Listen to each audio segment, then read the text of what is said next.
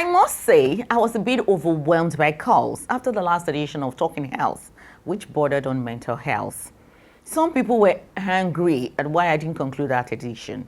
I consider that an attestation to people's interest in the program, and I'm so grateful to everyone following me on that, although I had to repeatedly explain that it was due to time constraints. So, acknowledging the importance of the subject and interest to bring it to a logical conclusion, I therefore bring you yet just a part of that edition that time will permit us today. And that's how we do it until it is concluded. On that note, I say thanks for joining me on Talking Health, your go-to program on health matters. I am Bumi Idowu.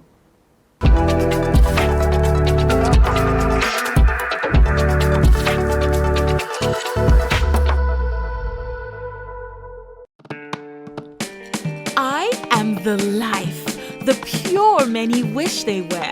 I define what premium means to most and still defining. Every royalty asks of me. Dignitaries drink me with no question. I am not loud, so you won't find me in traffic.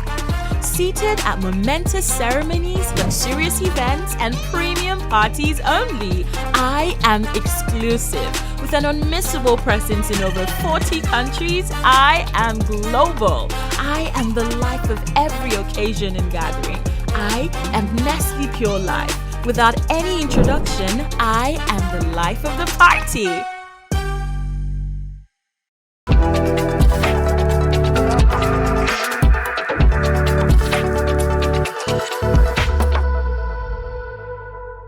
Last time, I showed us a brief report on mental health and some mind-boggling statistics, such as Nigeria having Africa's highest caseload of depression and being on the 15th rung in the world for the frequency of suicide. Can you believe that? That report also showcased that 8 million deaths that occur each year are attributable to mental health disorders. And with our guest, we were able to touch on what mental health is, the warning signs or symptoms of common mental health disorders, when is someone considered mentally ill, and some common misconceptions, as usual, about mental health. In continuation to the subject matter still, is Dr. Mimuna Yusuf Kadiri, the celebrity shrink, who is a decorated and a multiple award-winning mental health physician, an advocate, a coach with almost 20 years experience as a practicing physician. Dr. May, as she is popularly called, is the medical director and psychiatrist-in-chief at Pinnacle Medical Services, Nigeria's leading and foremost psychology and mental health center, prominent in the application of innovative clinical approaches in the management and treatment of a wide range of psychological, emotional, behavioral, and mental health-related disorders. So without much ado, let's begin where we left off. So tell us, what are some of the things that can push one into such a psychological upheaval? I want to come from the aspect that where we can easily relate. In as much as I do a lot of media talks on mental health, I found out that it's very important for us to remove medical junks. It's very important for us to say things that people can easily relate with. So what are those things? I want to sum it up under what we call stress. Between you and I, the reason why you see a doctor or you go to the pharmacy to buy medication or you talk to them, I don't know what is happening to me, or you maybe call your pastor to pray for you, is because you are stressed. You feel that, I don't know what is wrong with me. I'm stressed. In fact, those watching and listening to us now are like, I've used that word to deal. Because stress is the reason why you talk to a doctor and go to the pharmacy is 90% of the cases. You are stressed, but you do not really know exactly what is stressing you out. So I would like to always break it down. So because we are talking about what are some of the things that can easily push people into having a psychological challenge. So let's break down the word stress, the S-T-R-E-S-S. The first S is self. Some of us, we are the cause of our problems. We are believing everybody is doing so well except you. We are believing that you are alone in your trials. Trust me, if you open your mouth and say, you will see millions of people telling you that I'm also dealing with this whole thing. So stop making it look as if you are alone or you are trying to seek validation, you are trying to, or you are telling yourself, everybody is doing well, all my friends are thriving, or everybody has jackpot, why me? So sometimes you may be the one that is stressing and putting pressure on yourself, unrealistic expectation that you are looking for. So the first S is self. The T is trauma. Like I said earlier, we are all traumatized. But what distinguishes one person from the other is when you are still dealing with your own resolved traumas. With your own resolved traumas, you are going to bleed on people that didn't hurt you, because hurt people hurt people. So it's always good for us to understand what it is that you are dealing with and resolve those traumas. So trauma could be the reason why you are pushed to psychological challenges. You have been abusive relationship, the next relationship you are going to go to, you think that is a normal thing, and before you know what is happening, you keep having same thing. So trauma. The R is relationship. Oh, we are Nigerians, we are very good. Oh, I've been served breakfast. Oh, you have served somebody breakfast. Relationship issues have become a big problem to psychological problems, especially the females. Oh, because they all believe that women are more emotional. Trust me, men are very emotional too. But because of the way our boys have been nurtured to become men, that men don't cry, be a man, man up, you don't see them expressing themselves a lot. And that is why suicide is more common among men than women. So relationship could be the reason why people are dealing with psychological issues. The E is economic and financial. I don't know about you, but that is one biggest thing we are dealing with right now. No money in town, no money. Hey, there's global inflation. Everything has skyrocketed. So you have to manage not the material you have, and what they say, manage yourself according to your material, not the size. So the type of material is the one you should focus on. So economic issue could make you have psychological challenges. The second S is sickness. You could be dealing with hypertension, which can easily make you be depressed. You could be dealing with diabetes, which can also make you have anxiety or depression. Or it could be a family member, a child with special needs, a parent that has dementia. And once that is a pressure point, it can also, tint you into having psychological issues. The last S is second S is sickness. The last S is school and work. We have toxic work environment, toxic bosses, sexual harassment and bullying in the workplace. That can easily upset and tint people into having psychological challenges. So when we talk about what are the things that are common that can push people into, just remember the word stress. Is it self? Is it trauma? Is it economic or financial? Is it relationship? Is it relationship? Is it economic or financial? Is it sickness or school or work? So those are the things that can easily make people have psychological challenges. Wow, wow, this is really educative. So, as a neuropsychiatrist, tell us, what are the stages of mental illness? Because I know it just doesn't start and people just enter the street naked. There must have been stages, and I'm sure as a professional, each stage must have a name or what to watch out for in each stage. Please, can you enlighten us on that? I would want to talk about that as a psychiatrist, enlightening us about the stages of mental illness. I want to also just picture the traffic light. Okay. Picture the traffic light.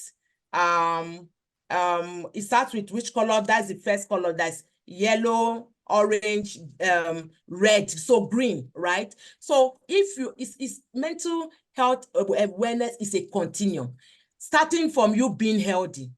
So you being healthy is the first place. So before you become unhealthy, you have to know that you are healthy. And that means you are in the green circle. And what is green? Green is earth. Green is healthy. And then by the time it moves to yellow, it means that you are reacting. What are you reacting to? What is that thing that's happening to you? That is it your environment? Is it the people around you? That is one thing you also have to look into. So yellow on that spectrum means you are reacting. The next phase is orange. Orange means that it has started affecting you. You feel you're already having those signs and symptoms I talked about earlier on. Changing mood, changing appetite, changing sleeping pattern, loss of interest in things that are already, things you ordinarily love, being withdrawn. Those are the things. So from green to yellow to orange, and the last stage is red. When you start blinking that red, it means you are ill, and it means you need to seek for help. It means at that point in time, you need to go get help. It means you have to find professionals to talk to. But first, you can start with trusted family members, colleagues, and, people around you. And then, of course, if you know that you need a better, safe space to express yourself and seek for more professional help, then you go for help. So start with green, being healthy, to yellow, reacting, to orange, feeling injured and symptoms start presenting, and red, when you fall in. So it's that spectrum that we're talking about. So for mild, moderate, or even severe. So mild cases, when you are not ill, it could be mild, it could be moderate, it could be the severe form. Interesting. Okay, so I'm looking at workplace, how do you think our workplaces can better support mental health needs, of the employees? Is there any onus on workplaces or on employers to secure the mental health of the employees? So in the workplace, it's very important, because I would say 2/3 of our waking hours, we spend it in the workplace.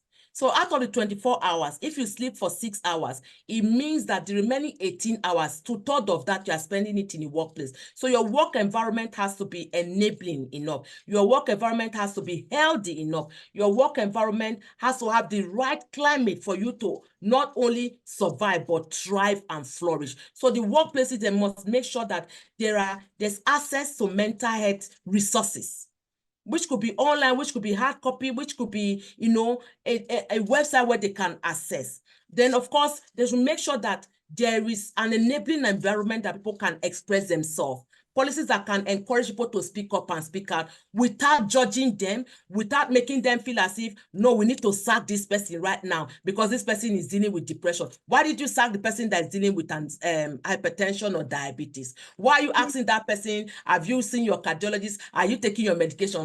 But this person that's expressing herself that she's having to say, this one is a mad person. We cannot tolerate this person in the workplace. Perhaps they're afraid. Perhaps the employer is afraid that it could Exactly. And hurt. it shouldn't be. Like I said, myth is a myth that somebody will be violent. The person that is hypertensive, or even somebody that doesn't even have any medical condition, can be as violent as any other person. So no, that is not it. They are not, people with mental illness are not more violent than the ordinary normal person.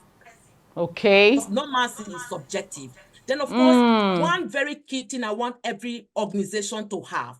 Right now, we have over 23 organizations under our belt, is Employees Assistance Program. What that does for your organization is that it creates a safe space where your employees can come speak up and speak out, that is confidential, that is free from criticism, and is free from judgment. So people, when they access that care, they are able to get the right treatment. And it's a 24-hour service.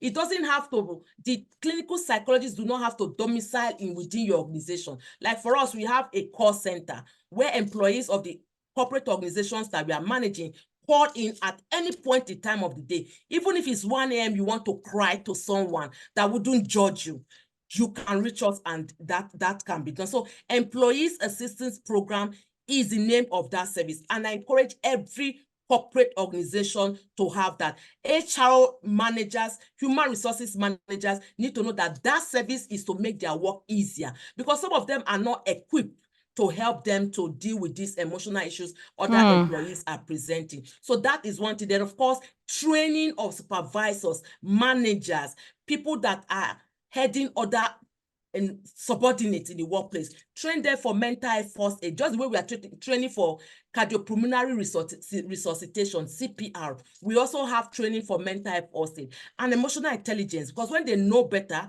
understand what mental health is, how to pick the signs and symptoms, they can help other people, of course, in the workplace. These are some of the basic things every work environment should have now to enable and to help their employees to flourish and thrive. And what does it give to the owners of the business, whether government or private? Profitability, because when your employees are healthy, happy, and productive, profitability will increase. What role are family dynamics got to play in mental health, and what can family do to support each other's well-being? Family dynamics very important. Okay. I would say the role, before the role, we have to understand that when you come from a family where there's positive mental illness, where there was death of one or both parents, where there was divorce rather, where it's dysfunctional, daddy will say come, mommy will say go. Those are what we call predisposing factors that can easily prime somebody up to have a mental illness in the future. So the things I talked about now, they were not within your control. Divorce was not within your control. The dysfunctional family setting wasn't within your control. Positive family history wasn't within your control.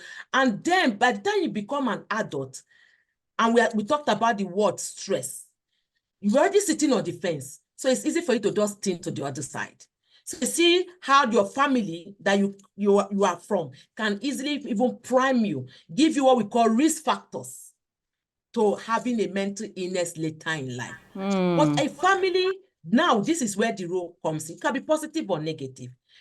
Good, family support, good home climate, family members that are encouraging, that are supportive, that helps with open conversation, with non-judgmental listening, with, encourage you to seek help when and if you need help, not judging you, not criticizing you, not expressing what we call high express emotion, where they are criticism, emotional over-involvement and hostility. You find out that you will be better. It will protect your mental health. It will encourage you. And even if you eventually have a mental illness, that supportive environment will help you, because in the School of Medicine, there's what we call biopsychosocial model of any illness. The biological, what is the science behind it? Maybe brain, a disease of entity. The psychological, what are the psychological issues that made you to have this illness? And of course, the social. This is where family falls in. Your social support is so key. Likewise, when you have a dysfunctional and bad family dynamic that is negative, it will easily make you to have a mental illness. When there's always constant criticism, people are always judging you, then you have started again. Oh, this one, I know you are never right. I know you are always, those kind of words that we just hit you hard. You'll be wondering, are these people really my relatives? Are these people really my parents? Are these my siblings? That hostile home environment. These are some of the family dynamics that can either protect you, your mental health, or break you down. So your family dynamics can either make you or break you. So it's important that we hope and pray to have a good, healthy support system as family. And that's why you see some people, they say, this is my biological family, but this is the family that I prefer to call as family. May we never fall into that. Amen. I say a big amen to that. Wow. And that's how far we can go on today's edition. Hope you now know at what point to intervene when you start noticing such disorders. I know you can help anyone who is hesitant at seeking help. Make it a date with me for the concluding part of this expose on mental health next time. Should you want to contact us for comments, questions, or sponsorship inquiries, please do not hesitate to call the number scrolling or send a mail to info@KongaTV.com. Remember, Konga Health is right here to attend to all your health needs as well. Until next time, think health matters. Think Talking Health with Bumi. Bye for now.